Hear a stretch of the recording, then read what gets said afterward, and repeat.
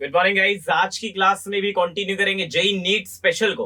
तो JEE NEET special में आज का जो कॉन्सेप्ट हम पढ़ने वाले हैं उसमें हमारे पास आएगा कॉम्प्लेक्स रिएक्शन के मैकेनिज्म्स के ऊपर जितने भी क्वेश्चन आते हैं।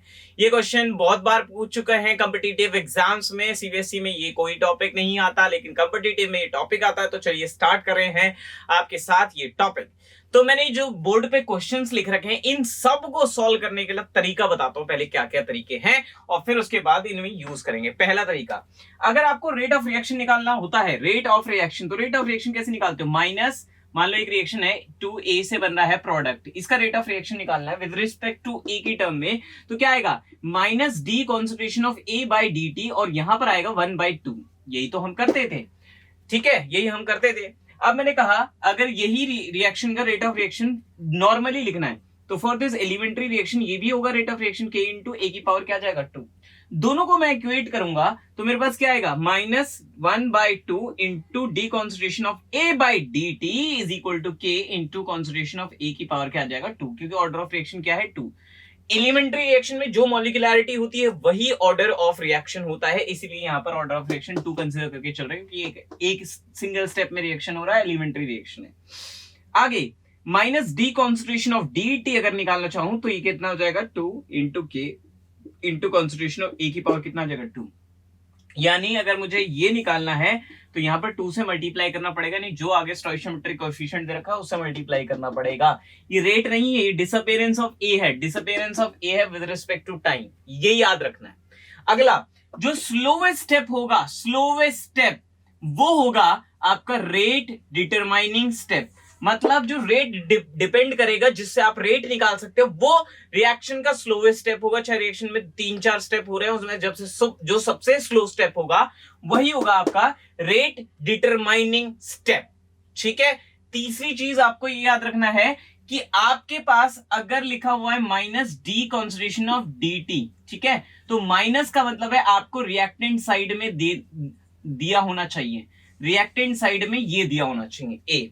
अगर यही सेम चीज मेरे पास आता plus D concentration of A by D T, इसका मतलब ये आप प्लस का मतलब है प्रोडक्ट साइड में होना चाहिए, और प्रोडक्ट साइड में क्या गिवन होना चाहिए? ए गिवन होना चाहिए। माइनस का मतलब कहां गिवन होना चाहिए? माइनस का मतलब है रिएक्टेंट साइड में, प्लस का मतलब क्या है? प्रोडक्ट साइड में, ठीक है, ये बड़ी इंपॉर्टेंट चीज है। अगला, रेट जो लिखते हो ना वो हमेशा आप कॉन्सेंट्रेशन की टर्म में लिखोगे हमेशा, और कॉन्सेंट्रेशन किसका होगा? ऑफ रिएक्टेंट का। ये कुछ चीजें थी जो हमारे पास यूज होंगी आज की क्लास में, और इसी के ऊपर हम सारे क्वेश्चंस कराएंगे। बहुत इंपॉर्टेंट क्वेश्चन है बेटा, ये बहुत इंपॉर्टेंट लेक्चर है। अभी तक मैंने जितने अपलोड किए उनमें सबसे ज्यादा इंपॉर्टेंट यही लेक्चर है चैप्टर 4 से कंपटीशन के हिसाब से। तो आर इज इक्वल टू के कॉन्सेंट्रेशन ऑफ रिएक्टेंट की पावर, जो भी उसका ऑर्डर ऑफ रिएक्शन होगा। लेकिन यहां पर जो टर्म यूज करोगे ना वो हमेशा आप रिएक्टेंट की टर्म ही यूज करोगे, किसी और की टर्म यूज नहीं करने वाले। तो चलिए स्टार्ट करते हैं इन सब चीजों से लेकर। अब स्टार्ट करते हैं आपका क्वेश्चन। जल्दी से फटाफट इसको नोट कर लो, वीडियो को पॉज करके, फिर अगले क्वेश्चन पे चलेंगे। क्वेश्चन क्या कहता है? क्वेश्चन 1 पर टूट पड़ेंगे, जल्दी से, टाइम वेस्ट नहीं करेंगे। पहला कह रहा है A2 से ये रिवर्स रिएक्शन भी, मतलब फॉरवर्ड भी है बैकवर्ड भी है, इक्विलिब्रियम एस्टैब्लिश हो गया, और ये बन रहा है 2A, ये बन रहा है। तो मैंने कहा 2A से यहां पर, सॉरी A2 से यहां पर बन रहा है 2A, यहां पर K1 K दे रखा, और यहां पर नीचे की तरफ दे रखा K डैश। एक बात ध्यान देंगे यहां पर कि जब ऐसी रिएक्शन होती है ना तो उसको दो पार्ट में डिवाइड कर लो। A2 से बन रहा है आपका हाफ रिएक्शन जिसमें K लिखा हुआ है और बन रहा है 2A, और दूसरी रिएक्शन 2A से क्या बन रहा है? A2। इसी को ही मैं दो पार्ट्स में डिवाइड कर रहा हूं। मैं यहां पर लिख देता हूं, इसी रिएक्शन को दो पार्ट्स में डिवाइड करके लिख देता हूं। A2 से बन रहा है आपका K2A, और 2A से बन रहा है, 2A से बन रहा है रिएक्टेंट की वजह, 2A से बन रहा है A2, 2A से बन रहा है क्या? A2 बन रहा है। अब इसके लिए अगर ऑर्डर ऑफ रिएक्शन, इसके लिए रेट कांस्टेंट देखोगे तो क्या होगा? K डैश, ठीक है। ये लिखना आना चाहिए, बहुत इंपॉर्टेंट स्टेप है जो मैंने लिख दिया। अगली इक्वेशंस लिख लो, क्या दे रखा है? अगली इक्वेशन में दे रखा है A प्लस B2, ठीक है, K1 into C plus B, ये दे रखा है। अगला क्या दे रखा है? B plus A2 is equal to K2C plus A, ये दे रखा है। मेरी बात को बहुत गौर से सुनना, अगर कोई भी डाउट आए तो मैं हूं। कहता what is this? Minus A minus D concentration of A2 sorry A2 की कॉन्सेंट्रेशन बाय dt, ये निकालना है। यानी जिस टर्म में, जिस रिएक्शन में A2 होगा वो सारी रिएक्शन आप यूज करने वाले हो। कैसे यूज करने वाले बताता हूं। यहां भी A2 है, यहां भी A2 है, यहां भी A2 है, इस वाली इक्वेशन में A2 नहीं है, तो हम थर्ड इक्वेशन यूज नहीं करेंगे, बाकी सारी इक्वेशन यूज करेंगे। कैसे इक्वेशन यूज करेंगे ध्यान देना बेटा। अगर ये आपको ऐसा लगे कि नहीं सर नहीं समझ में आ रहा, कोई बात नहीं, वीडियो को आगे तक देखो। आपको और पेन कॉपी लेके बैठोगे, आप जब सॉल्व करोगे ना खुद ही, तब आपको आ जाएगा। लेकिन कॉन्सेप्ट पहले यहां से देखने, एक क्वेश्चन सॉल्व करना है मेरे साथ, मैं करवा रहा हूं, उसी को प्रैक्टिस कर लेना है, आपको वो क्वेश्चन आ जाएगा। और फिर उसके बाद अगले क्वेश्चन आप खुद भी कर सकते हो। तो देखो क्या कर रहा हूं मैं, minus D A2 upon dt की वैल्यू निकालनी है। भाई यहां पर है A2, ठीक है। सबसे पहले चेक करेंगे, माइनस है, माइनस मतलब कौन सी टर्म में चाहिए, रिएक्टेंट। क्या पहली रिएक्शन में A2, ये A2 रिएक्टेंट में है, दोबारा से माइनस का मतलब क्या है, रिएक्टेंट, और A2 चाहिए मुझे कौन सी टर्म में, रिएक्टेंट। तो A2 क्या रिएक्टेंट में है, बिल्कुल है। तो इसका मतलब पहली इक्वेशन कैसे यूज होगी, this will be equals to K, ठीक है, multiply by concentration of A2 की पावर कितना आ जाएगा, 1। Concentration of A2 elementary reaction था, की पावर कितना आ जाएगा, 1। यहां तक डाउट नहीं होना चाहिए। अगर कोई डाउट है एक बार फिर से सीख लो। माइनस का मतलब रिएक्टेंट साइड देखना किसे, A2 को, A2 को रिएक्टेंट साइड देखना है, इसलिए यहां पर आ गया प्लस, क्योंकि हमें चाहिए था रिएक्टेंट साइड में अवेलेबल भी कौन सी साइड में, रिएक्टेंट में, इसलिए मैंने प्लस लगा दिया। अब बात करनी K, ये यहां से आ गया, और A2 की पावर कितना आ जाएगा, 1। अब ये खत्म नहीं हो, आगे बढ़ेंगे। अभी कहता है A2 यहां भी तो है, मुझे A2 कहां चाहिए, रिएक्टेंट में चाहिए। अवेलेबल कहां है इस रिएक्शन में, प्रोडक्ट में, तो साइन किसका आ जाएगा, माइनस। मतलब अगर प्रोडक्ट में जिस डायरेक्शन में चाहिए उसी में अवेलेबल है तो प्लस आएगा, ऑपोजिट डायरेक्शन में अवेलेबल है तो माइनस आ जाएगा। मुझे क्या चाहिए था, A2 चाहिए था, कहां चाहिए था, रिएक्टेंट में चाहिए था, और रिएक्टेंट में नहीं है, कौन सी साइड में, प्रोडक्ट में, ठीक है। यहां तक समझ में आ गया। अब ये लिखो सबसे पहले K डैश, यहां लिख दिया K डैश। अब लिखो स्टोइशियोमेट्रिक कोएफिशिएंट इधर क्या था, 2, तो 2 से मल्टीप्लाई कर देंगे। यहां पर स्टोइशियोमेट्रिक क्या था, 1, तो यहां पर 1 से मल्टीप्लाई कर रखा है। आगे इनटू कॉन्सेंट्रेशन ऑफ A की पावर 2, कॉन्सेंट्रेशन ऑफ A की पावर 2, क्योंकि मैंने शुरू में ही बताया था कि रेट लॉ हमेशा रिएक्टेंट्स की टर्म में लिखा जाता है। आप क्या कह रहे हो कि सर A2 की फॉर्म में चाहिए था ना, लेकिन A2 कौन सी साइड में, प्रोडक्ट। हमें रेट लॉ हमेशा कौन सी साइड में लिखना है, रिएक्टेंट। जितनी भी इक्वेशन करोगे उसमें A2 हमेशा रिएक्टेंट की फॉर्म में कन्वर्ट करना है, लिखना है। तो मैंने रिएक्टेंट की फॉर्म में लिख दिया, ठीक है। इसमें A2 नहीं है, इसमें A2 है। कौन सी साइड में चाहिए मुझे, रिएक्टेंट, अवेलेबल कौन सी साइड में, रिएक्टेंट, तो आंसर क्या किस में आ जाएगा, प्लस में। अब वो कहता है कि भैया क्या चाहिए मुझे, A2 यहां पर अवेलेबल है, और ये इसके लिए रेट कांस्टेंट क्या है, K2, मैंने यहाँ K2 लिख दिया, मल्टीप्लाई बाय कॉन्सेंट्रेशन किसका हो जाएगा, B का, उसके आगे स्टोइशियोमेट्रिक कोएफिशिएंट कितना, 1, इनटू कॉन्सेंट्रेशन ऑफ किसका हो जाएगा, A2 का, उसके आगे स्टोइशियोमेट्रिक कोएफिशिएंट कितना है, 1। इतना काम कर देना है, काम बन जाएगा। समझ में आ गया होगा आपको, ये आ गया। नहीं आया कोई बात नहीं, बी वाले एग्जांपल पे चलो। बी में क्या पूछ रहा है, कह रहा है कि calculate minus D concentration of A upon dt। बड़े ध्यान सुनना, माइनस दे रखा है, माइनस मतलब मेरे को कौन सी साइड पे अगेन चाहिए, रिएक्टेंट साइड पे चाहिए, ठीक है। ये निकालना है, A चाहिए, A2 नहीं चाहिए, इसमें ध्यान रखना है। अब मुझे A कौन सी इक्वेशन में दे रखा है, फर्स्ट में भी है, सेकंड में भी है, थर्ड इक्वेशन में भी है, और फोर्थ इक्वेशन में भी दे रखा है, यानी चारों इक्वेशन में मेरे को A दे रखा है।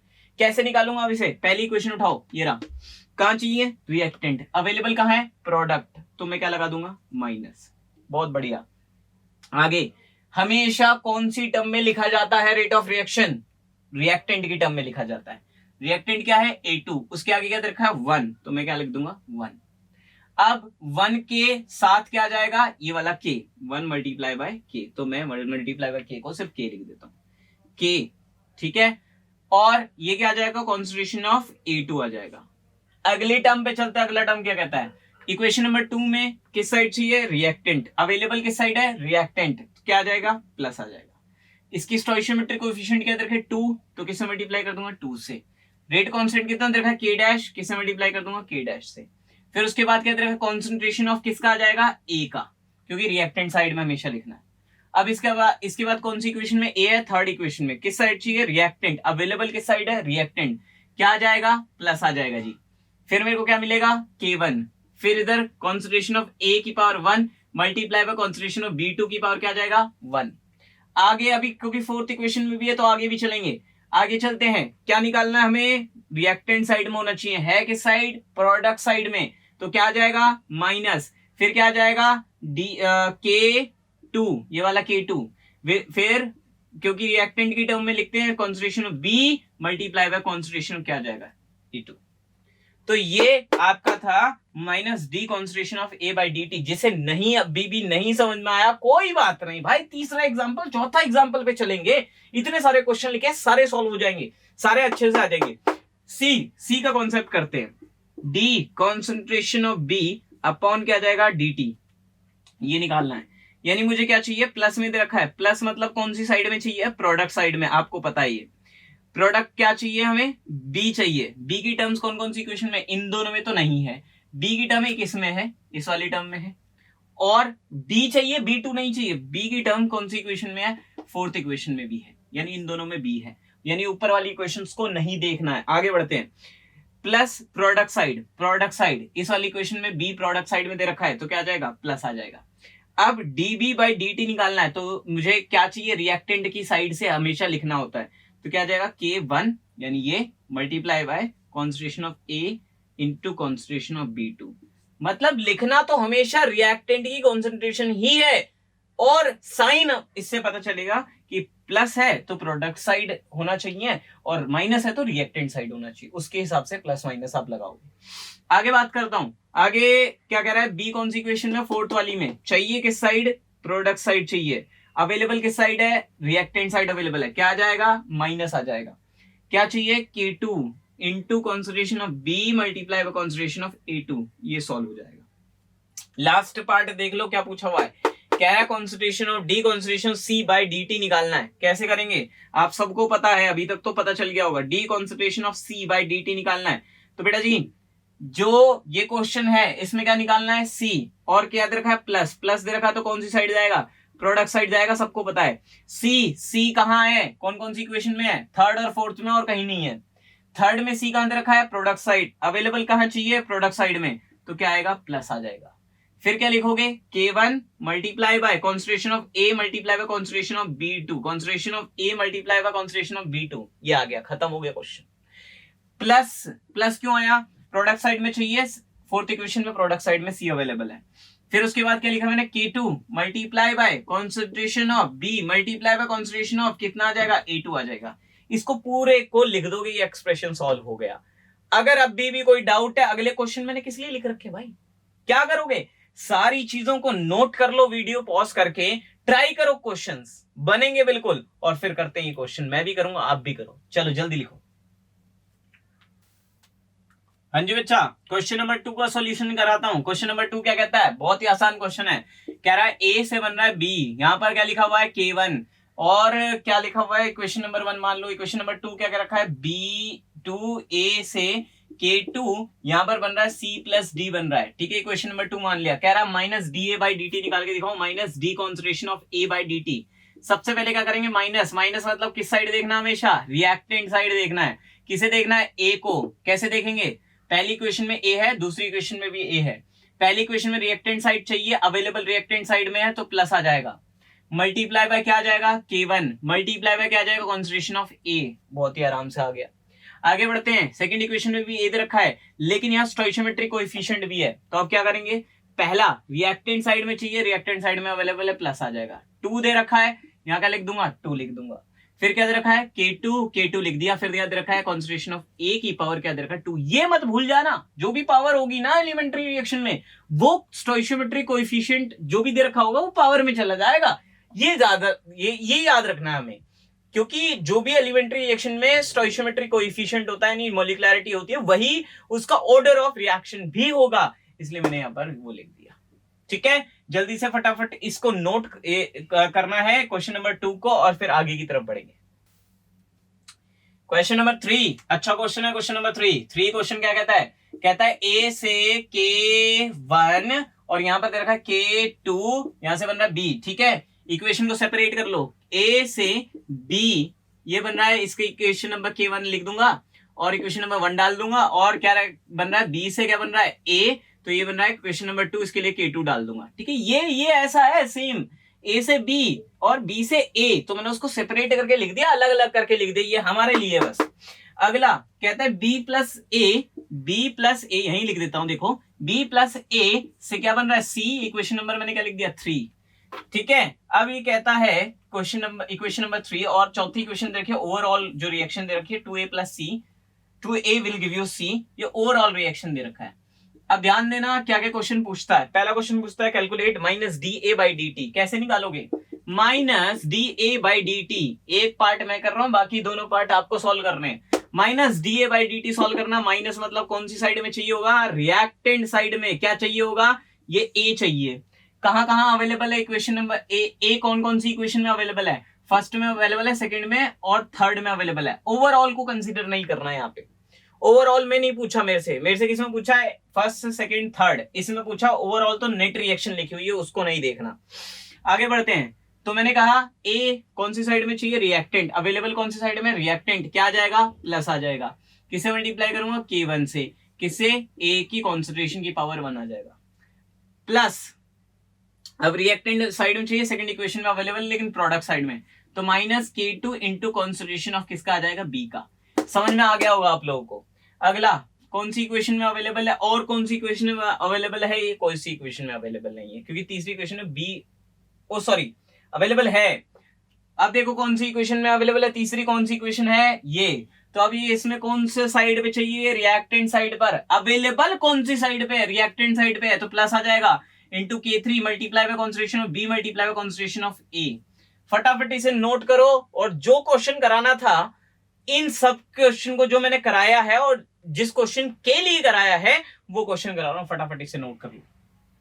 अगले क्वेश्चन नंबर 4, 5, 6, क्वेश्चन नंबर 4, 5, 6 अच्छे क्वेश्चन है, और क्वेश्चन नंबर 4 खासकर तो बहुत ही प्यारा क्वेश्चन है। क्या कहता है बताता हूं, इक्वेशन को सेपरेट करके लिख देता हूं। क्वेश्चन नंबर 4 पहले कह रहा है कि ए से बन रहा है A1, दूसरा कह रहा है ए से बन रहा है A2, तीसरा कह रहा है ए से बन रहा है A3, और चौथा कह रहा है ऐसे ही चलते चलते ए से बन रहा है AN। यहां पर इसने कह दिया पहले पे लिखा हुआ है K, दूसरे पे लिखा है 2K, तीसरे पे लिखा है 3K, ऐसे चलते चलते इस पे लिखा है NK। कहता है कि पहली चीज निकालो minus D A by D T, फिर दूसरा DA1 बाई डी टी, तीसरा निकालो DAN बाई डी टी, और DA1 बाई माइनस DA। बहुत ही इंपॉर्टेंट है, ध्यान से सुनना क्वेश्चन। पहला क्वेश्चन क्या कहता है कि minus D concentration of A by D T निकालना है, यानी कि मुझको सारी इक्वेशन यूज करनी पड़ेगी, क्योंकि सारी इक्वेशन के रिएक्टेंट साइड पे क्या दे रखा है, ए दे रखा है, इसलिए सारी इक्वेशन यूज करनी पड़ेगी। और कैसे करेंगे जल्दी बताता हूं बेटा। देखो यहाँ माइनस है, माइनस का मतलब कौन सी साइड देखना है मुझे, रिएक्टेंट साइड देखना है। किसे देखना है मुझे, ए देखना है, तो यानी सारे के सारी इक्वेशंस में रिएक्टेंट साइड ही तो दे रखा है, इसका मतलब सारी इक्वेशन में प्लस ही आएगा। तो मैं क्या लिखूंगा, मैं लिखूंगा plus K into concentration of A, K into concentration of A, plus K into concentration plus 2K into concentration of A, ये रहा ना 2K into concentration of A, plus 3K into concentration of A, ऐसे चलते जाओगे तो क्या आएगा finally मेरे पास, plus NK into concentration of A. कुछ कॉमन आ रहा है, क्या कॉमन आ रहा है, K और कॉन्सेंट्रेशन ऑफ ए, कर लो। तो ये फाइनली मेरे पास क्या आ जाएगा 1, ठीक है, K कॉमन लिया है, plus 2 plus 3 and so on N तक आ जाएगा, और बचेगा आपको यहां पर K इंटू कॉन्सेंट्रेशन ऑफ ए बच जाएगा। अब आपको पता है इन डिजिट का जब सम करोगे तो मैथमेटिक्स में आपने सीखा होगा कि इसका सम आ जाता है n इंटू n प्लस 1/2। ये जो n तक टर्म्स जाती है इनका सम अगर करना है तो मेरे पास क्या आ जाएगा, n इंटू n प्लस 1/2, ये आंसर आ जाएगा। फॉर एग्जाम्पल अगर मान लो ये 1 प्लस 2 प्लस 3 ये करना है तो कितना आएगा, 1 प्लस 2 प्लस 3 कितना आ जाएगा, 6 आ जाएगा। अब मुझे इस फॉर्मूले से इसको डिराइव करना है, n की वैल्यू रख दो 3, तो 3 इंटू 3 प्लस 1 बाय कितना आ जाएगा 2। अब देख लो 3 इंटू 4 बाय 2, यानी आंसर कितना आ जाएगा 3 टू 6। तो ये n टर्म्स का सम अगर करना है तो ये पूरी वैल्यू का फॉर्मूला होता है, multiply by K into concentration of A, ये आ जाएगा। ये है आपका D minus D upon dt। ठीक है, सिंपल था, बहुत सिंपल था, बस थोड़ा सा मैथमेटिक्स यूज करना था इसमें। अगला क्वेश्चन बता रहा हूं, अगला पार्ट बता रहा हूं। इसका अगला पार्ट क्या कहता है? अगला पार्ट है बी पार्ट। बी पार्ट कहता है ये निकाल के दिखाओ, डी कॉन्सेंट्रेशन ऑफ A1/dt। ठीक है, ये निकाल के दिखाओ। प्लस दे रखा है, प्लस मतलब कौन सी साइड देखना है? प्रोडक्ट साइड देखना है। प्रोडक्ट साइड देखना है किसे? A1 को। A1 फर्स्ट इक्वेशन में दे रखा और कहीं नहीं दे रखा। कौन सी साइड चाहिए? प्रोडक्ट दे रखा है, प्रोडक्ट साइड। तो क्या लिखूंगा? Plus K into concentration of A, क्योंकि रिएक्टेंट की फॉर्म में ही लिखना होता है रेट लॉ। खत्म हो गया, और कहीं दे नहीं रखा है A1 किसी इक्वेशन में। आगे बात करते हैं AN। सी पार्ट में क्या कह रहा है? डी कॉन्सेंट्रेशन ऑफ A की N/dt, ये निकाल के दिखाना है। कैसे निकाल के दिखाऊंगा इसको ध्यान देना। This will be equals to AN, सिर्फ लास्ट वाली इक्वेशन में दे रखा है। कौन सी साइड चाहिए? प्लस दे रखा है, तो प्रोडक्ट साइड चाहिए। प्रोडक्ट साइड अवेलेबल भी है, तो आगे आ जाएगा प्लस। क्या आ जाएगा? N इंटू K, ठीक है, और कॉन्सेंट्रेशन ऑफ A, क्योंकि हमेशा कॉन्सेंट्रेशन ऑफ A क्यों आ रहा है? क्योंकि रिएक्टेंट्स की टर्म में ही लिखते हैं रेट लॉ, तो मैंने यहां पर रिएक्टेंट की टर्म में लिख दिया। फोर्थ इक्वेशन ध्यान से सुनना, फोर्थ वाली इक्वेशन जो है वो क्या पूछ रहा है? डी में यहां पर लिख रहा है, इसको मान लेता हूं इक्वेशन नंबर 1। ये जो आया इक्वेशन नंबर 1 मान लो, और इसे मान लो इक्वेशन नंबर 2, तभी निकाल पाओगे। कह रहा D A1 minus D A करके दिखाओ। अब ये तो हमारे पास गड़बड़ हो गई, कोई दिक्कत नहीं है यार। क्या करोगे? इक्वेशन नंबर 1 को डिवाइड कर दो इक्वेशन नंबर 2 को डिवाइड कर दो इक्वेशन नंबर 1 से, ये आ जाएगा। कैसे करा? देखो, इक्वेशन नंबर 2 क्या है? dA1/dt। डिवाइड कर रहे हैं किससे? इससे, इक्वेशन नंबर 1 से। वो क्या है? Minus D concentration of A/dt। dt से dt कैंसिल आउट हो गया, यही बचेगा। डिवाइड कैसे करेंगे आप वो देखो। d1/dt क्या था? K into A divide by minus dA/dt क्या था? ये रहा n into n+1/2 K into A, ये था। K से K कैंसिल आउट हो जाएगा, 2/n इंटू n+1 आ जाएगा। ये इतना सा सिंपल सा था, आप इसको सॉल्व कर सकते थे। ठीक है, थोड़ा सा ट्रेंड चेंज करते, क्वेश्चन नंबर 5 और 6 सॉल्व करवाते हैं। जल्दी से इसको नोट कर लो, वीडियो पॉज करके। क्वेश्चन नंबर 5 पे चलते हैं। क्वेश्चन नंबर 5 क्या कहता है? क्वेश्चन नंबर 5 और 6 आसान से हैं।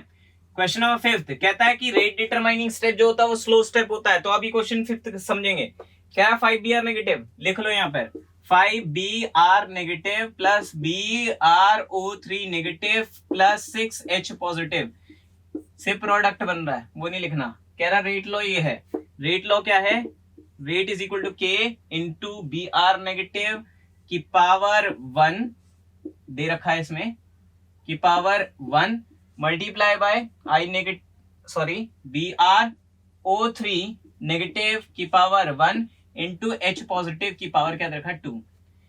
कह रहा है ध्यान सुनना, what is the molecularity and order of reaction with respect to Br negative, यानी Br नेगेटिव के बारे में बताना है सब कुछ। तो Br नेगेटिव की मॉलिक्युलरिटी कहां से पता चलती है? रिएक्शन से, कि कितने मॉलिक्यूल आपस में रिएक्ट कर रहे हैं। तो Br नेगेटिव की कितने मॉलिक्यूल हैं? 5, तो मॉलिक्युलरिटी कितनी हो गई? 5। आगे कह रहा है ऑर्डर ऑफ रिएक्शन बताना है। ऑर्डर किससे पता चलता है? रेट लॉ से। रेट लॉ में Br नेगेटिव पे कितना है? 1, तो इसका order of reaction with respect to बोल रहा हूं, ये ओवरऑल नहीं है, ये दोनों हमने जो किए हैं वो with respect to Br negative है, यानी मॉलिक्युलरिटी इसकी 5 होगी, और order of reaction with respect to Br negative क्या आ जाएगा इसका? 1। इतना सिंपल इसका आंसर है। आगे की तरफ बढ़ जाते हैं, अगले क्वेश्चन पे चलते हैं। क्वेश्चन नंबर 6 कितना प्यारा क्वेश्चन है। देखो, एक इक्वेशन दे रखी है और उसमें क्या रखा है? Rate is equals to K into OCl negative multiply by I negative divide by OH negative की कॉन्सेंट्रेशन, ये दे रखा है। थोड़ा सा और सही से लिख लेते हैं इसको। K into OCl negative multiply by I negative multiply bye OH negative की कॉन्सेंट्रेशन की पावर -1। ये ऊपर चला गया ना, OH नेगेटिव ऊपर चला गया। अब क्या कह रहा है कि what is the order and molecularity of the reaction, यानी पूरे रिएक्शन की चीजें पूछ रहा हो। तो मैं इसको कैसे निकालूंगा? देखो, पहला ऑर्डर कैसे निकालते हैं? ऑर्डर इज इक्वल टू क्या होता है?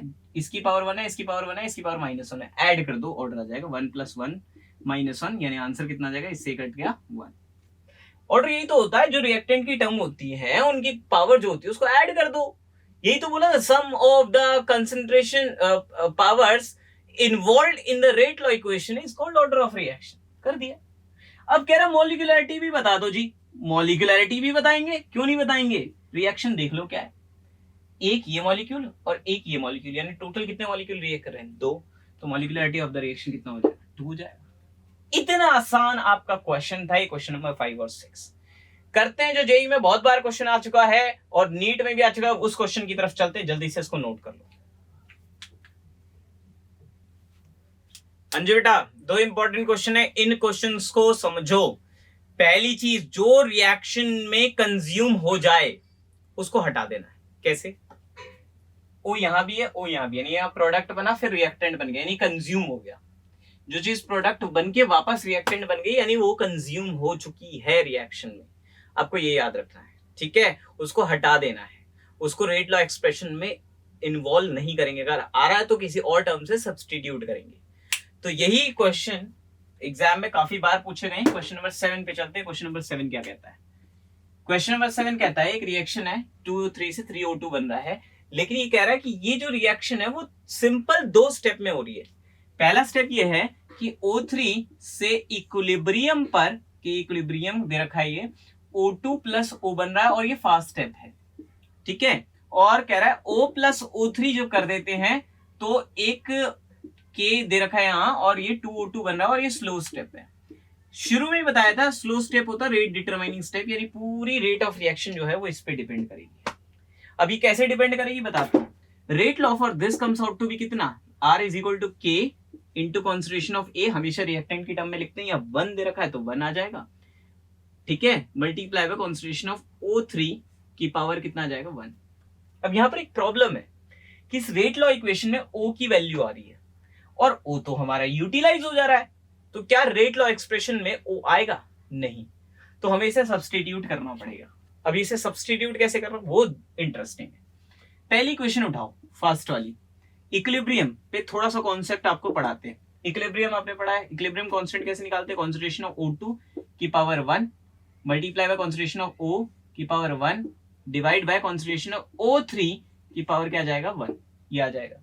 अब आपने पढ़ा हुआ है, आपने किसकी वैल्यू नहीं चाहिए, O की, तो कॉन्सेंट्रेशन ऑफ O कैसे निकाल सकते हो, ये इधर चला गया, यानी कि equilibrium multiply by O3 divide by ये नीचे आ गया O2, ठीक है।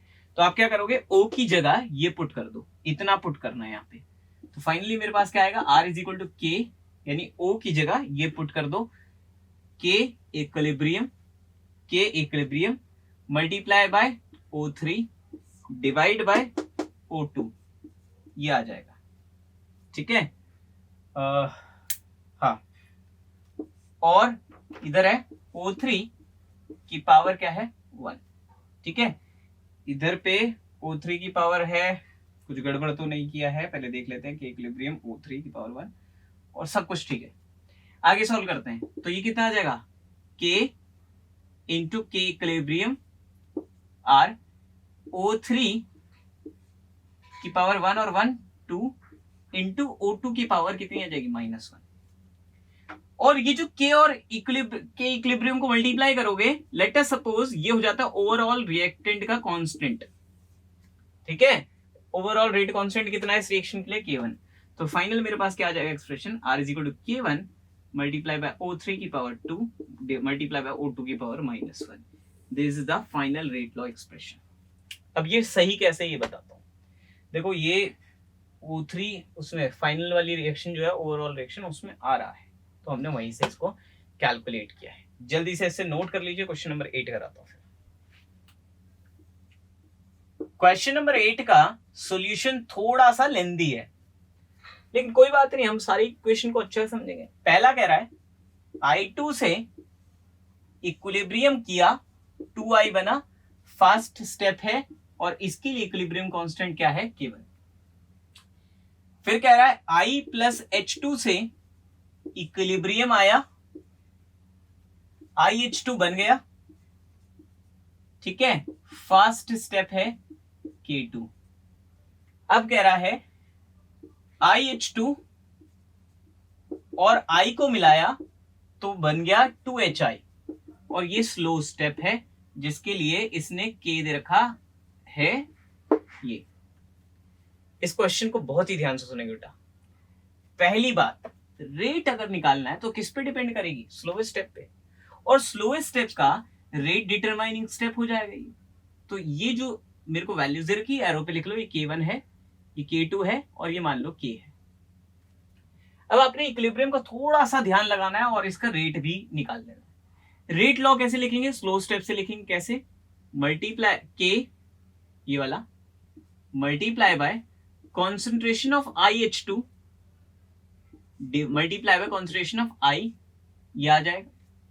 ठीक है, अब देखो ये दोनों जो देख रहे हो ये प्रोडक्ट था, अब रिएक्टेंट बन गया, यानी ये तो इंटरमीडिएट है। I प्रोडक्ट था, रिएक्टेंट बन गया, यानी ये भी इंटरमीडिएट है। तो मुझे इन दोनों को हटाना पड़ेगा। तो मेरे को सिंपली क्या निकालना पड़ेगा? सबसे पहले concentration of I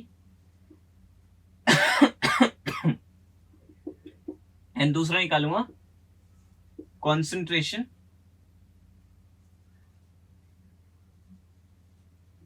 of IH2। ये निकाल के पुट कर दूंगा ना, मेरा क्वेश्चन सॉल्व हो जाएगा। K1 is equal to concentration of I की power 2 divide by concentration of I2 की पावर 1। कुछ नहीं यार, इक्विलिब्रियम कांस्टेंट की वैल्यू निकालनी है। यहां से I की वैल्यू निकाल लो, तो कॉन्सेंट्रेशन ऑफ I का square is equal to K1 into I2 की पावर 1। स्क्वायर इधर शिफ्ट कर दो, concentration of I is equal to K1 की power half multiply by I2 की कॉन्सेंट्रेशन की पावर कितनी आ जाएगी? हाफ। स्क्वायर है ना, उधर शिफ्ट हो गया। इक्वेशन नंबर ये मान लो, इसको मान लो 1, ठीक है, इसको मान लो 3। अब 2 यहां से बना रहे हैं। IH2 कौन सी इक्वेशन में आ रहा है? सेकेंड वाली में। तो कैसे करेंगे? K2 is equal to concentration of IH2 divide by concentration of I2 multiply by concentration of H2। ठीक है, इसको इधर ले आओ, तो K2 multiply by I2 into H2 is equal to, ये हमारे पास क्या आ जाएगा? I into H2। ठीक है, थोड़ा सा गड़बड़ कर दिया मैंने, ये I है तो ये I2 की जगह I आएगा। ठीक है, I2 की जगह I आएगा, I इंटू H2। हाँ, अब इसको करते हैं सॉल्व आगे। तो कैसे करेंगे? इक्वेशन नंबर क्या मान लूंगा? सेकेंड मान लूंगा, क्योंकि मुझे IH2 चाहिए था यहां पे और I चाहिए था, मैं यहां पर पुट कर दूंगा। पुट करेंगे, क्या मिलेगा? From equation 1, 2 and 3। बहुत ही ध्यान से सुनेंगे। R is equal to K, ये रहा। IH2 की वैल्यू कितनी है? ये रही, K2 into I into H2, K2 into I into H2। Multiply किससे करूंगा? I की वैल्यू से। I की वैल्यू क्या है? K1 half. ठीक है, एक मिनट मल्टीप्लाई बाय I से कर दो, आगे सॉल्व करेंगे। ठीक है, तो मेरे पास क्या है? R is equal to K into K2 I का square multiply by H2, I into I का स्क्वायर मल्टीप्लाई बाय H2। अब I स्क्वायर की वैल्यू क्या थी? ये रही, तो R is equal to K into K2 I square की वैल्यू पुट करो, K1 मल्टीप्लाई बाय I2 की पावर कितनी हो जाएगी? 1 मल्टीप्लाई बाय H2। ये I स्क्वायर की वैल्यू यहां पुट कर दी है। ठीक है, आगे सॉल्व करेंगे। R is equal to K into K2 into K1 into H2 की पावर 1 इंटू I2 की पावर 1। सो फाइनल मेरे पास आ जाएगा R is equal to K dash into H2 into I2, whereas this K dash is equal to K1 K into K1 into K2। बस ये करना था हमने, और हमने रेट लॉ निकाल दिया। जल्दी से इसको नोट कर लो। तो बच्चों, ये था हमारा आज का टॉपिक, और आज के टॉपिक में मैंने आपको बहुत ही इंपॉर्टेंट रिएक्शन मैकेनिज्म से क्वेश्चन कराए हैं। अगर आप लेक्चर्स लेना चाहते हैं डिटेल्ड फॉर्म में, तो हमारी ऐप को जरूर ज्वाइन करें। पैराडाइज ट्यूटोरियल के डिस्क्रिप्शन लिंक में सब कुछ गिवन है। तो बच्चों, मिलते हैं अगले लेक्चर में, ऐसे ही मजेदार क्वेश्चन में लेके आऊंगा। तब तक के लिए टाटा बाय बाय। वीडियो को शेयर करना ना भूलें।